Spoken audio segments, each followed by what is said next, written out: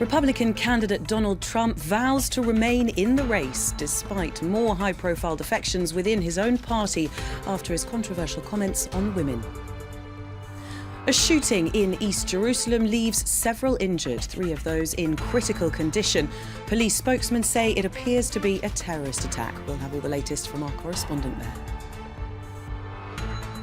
And the first funerals are held in Haiti, where almost 900 people are thought to have died as a result of Hurricane Matthew.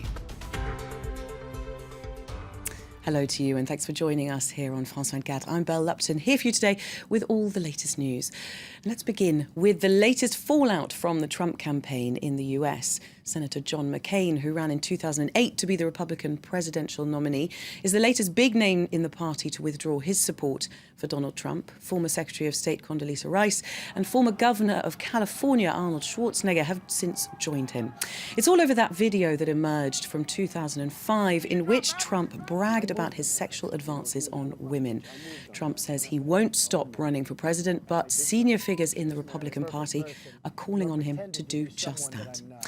Well, I'm joined in the studio by Paul Reen, Vice President of the French chapter of Republicans overseas. Paul, thank you very much for being with us. Thank you for inviting me. And I understand that your organisation does support the Republican candidate still in his presidential bid, so does support Donald Trump. I just want to start with a few adjectives that have come out today. Demeaning, repulsive, unacceptable. These are all adjectives used to describe Donald Trump's behaviour in that latest video. How are you able to support someone who speaks about women in that way? Okay, well, first, I agree with those adjectives. What he said, I'm not going to stand here and defend what he said. It was disgusting, demeaning, and indefensible. But he has apologized. His wife has forgiven him.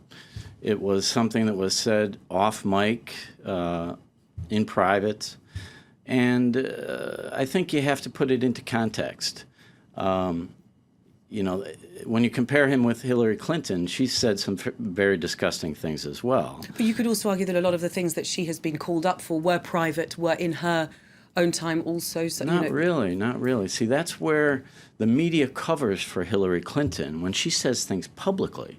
For example, she called the widows of the 4 dead Americans who died in Benghazi liars.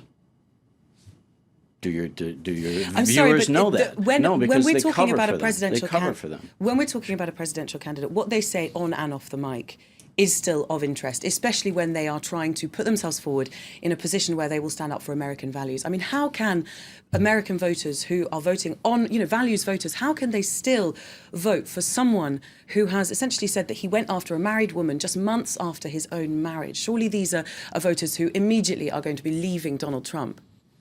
Well, the Republican Party has always valued the character of people, and we've always taken the high road. Sure, this is an example where he hasn't met that high road. But the important thing, and I've already said it's indefensible. But it's not the first time he's not met that high road. Well, again, the media is concentrating on Donald Trump and completely giving a pass to Hillary Clinton and all the lies that she has done in public, lying to the American people about various things, about she's compromised national security with this, putting an email server in her basement. Well, and she has apologized for that. And if she's allowed to, if Donald Trump can apologize for that, surely she can. Has said. The important thing right now is this election has become who can be more sensationalized. And the important thing to the American people are the issues. And we want to talk about the issues. Hillary Clinton doesn't want to talk about the issues because her policies on what's important to Americans are not correct for Americans. But what we're talking about today is comments on women. And Hillary Clinton has never spoken about women in that way. That's 50% roughly of the population. That's not true. She's a hypocrite when it comes to women. She says that her entire life she has supported women's issues. Come on. Calling the victims, the widows of the victims, liars. She has much the same openly tried to destroy. She's also called the many victims of her husband in his sexual harassment also liars. And she's gone out and tried to destroy their lives. Those women right now are now banding together and speaking, but the media doesn't cover it.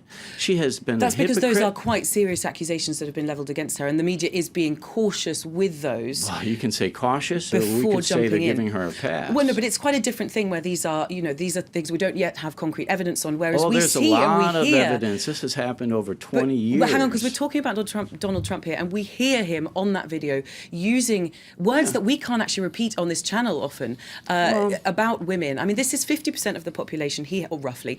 He has already alienated the Latino vote. He's already alienated the black vote. And I mean, can he afford Hillary now to also Clinton alienate the women's vote? Isn't it curious how this came out the same day on Friday that WikiLeaks did a complete email dump on one of Hillary Clinton's senior campaign advisors, which talk about all the things that Bernie Sanders was accusing her of. But the media doesn't have to cover that now, Well, it because it's at the same time this Washington Post audio and video came out on Donald Trump. So again, it's a diversion away from Hillary. It's not a diversion. onto Those are Donald on the front Trump. page of the New York Times. Those stories are still being good, covered. It's good. just the public response Any far more Sure, violently because you to have an this audio language. and a video on Donald Trump.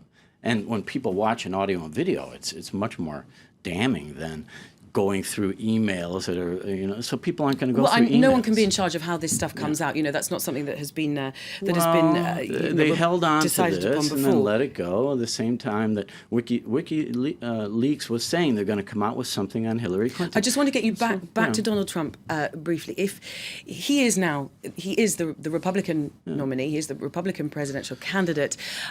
Is this the direction of travel for the Republican Party? We've had both Bushes have walked away from him. John McCain, Condoleezza Rice. Does he still represent the Republican Party? Well, he does on the issues, and that's where Republicans are. What, family values? What issues does he still represent the Republicans on? Stimulating the U.S. economy. The main issues to Americans are the economy, getting jobs. And he has business-friendly policies, unlike Hillary Clinton. National security, stopping the massive flow of illegal immigrants into the United States. Foreign affairs, the war on Islamic terrorism, two words that Democrats can't even put together. Improving trade. These are very important issues to American people, where Donald Trump, despite his character, and I think you have to separate the character of the man from his issues. And normally a Republican wouldn't say that, but in this election, we're down to two choices. They're both flawed candidates, and you have to vote for the one that has the proper issues. So you're saying that you support the Republican presidential candidate because he is the Republican presidential candidate, but not Donald Trump himself? Right, because he's on the right side of the issues. He has the right policies for the issues that are important to Americans. Okay, Paul, thank you very much for joining us. That was Paul Thank you very Reen much. there from the Republican overseas. We're moving on now to several people who have been injured in a shooting in East Jerusalem in the last couple of hours. Police spokesmen say it appears to be a terrorist attack. Well, we'll take you live now to Jerusalem, where our correspondent Iris Makler is standing by.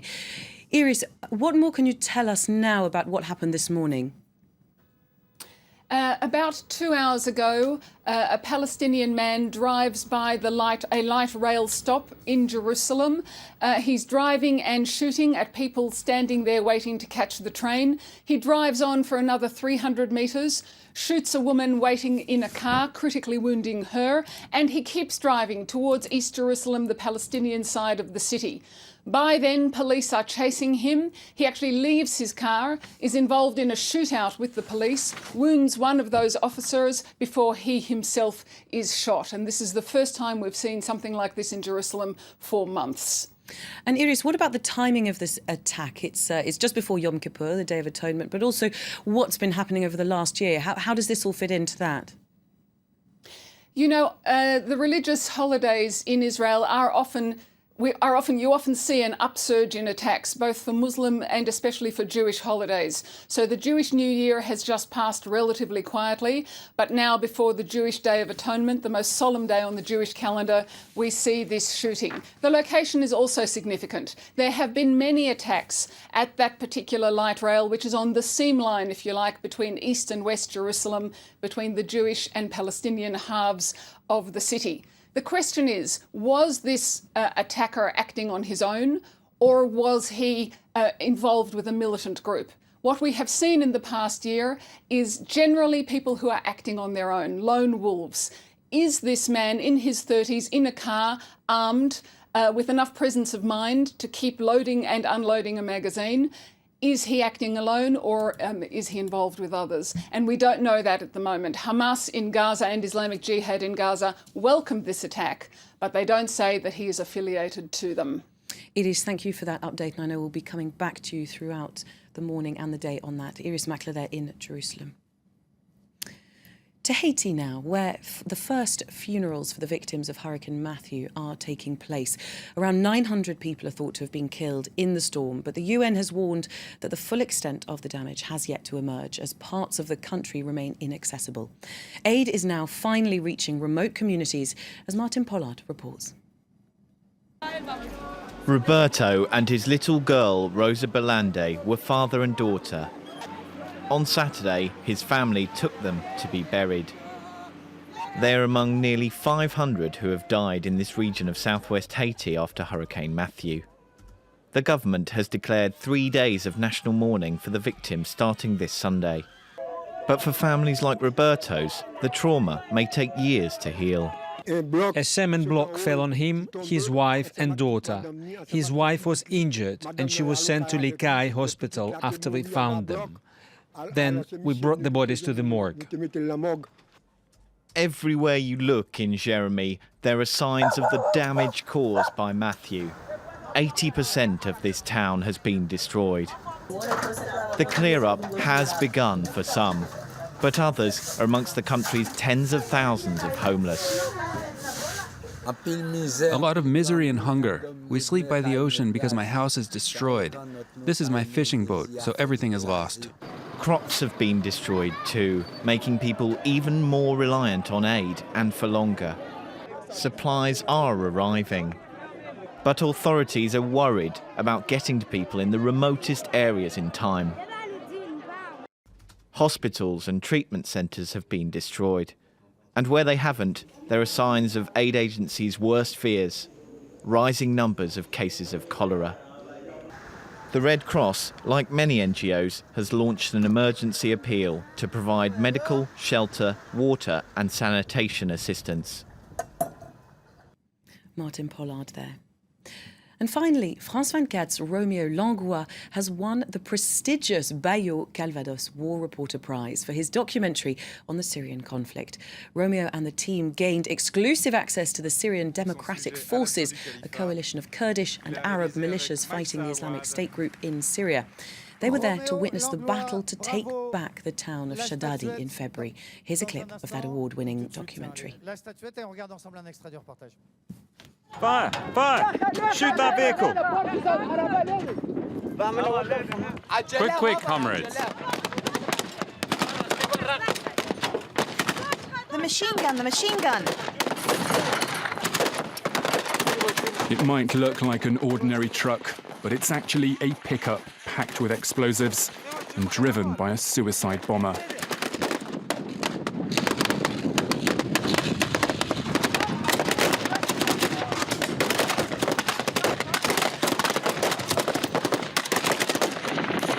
Filmed from another angle by a Kurdish fighter, the IS driver hurtles towards our position.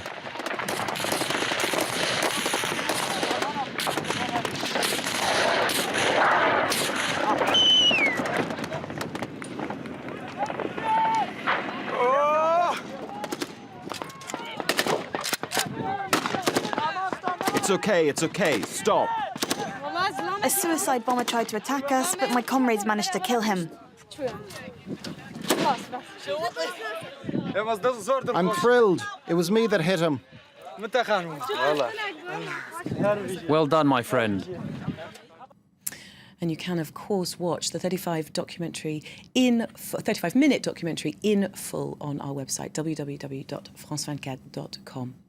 Well, that's it from me for this edition, but I'll be back in 15 minutes with all the latest. Do join me then if you can.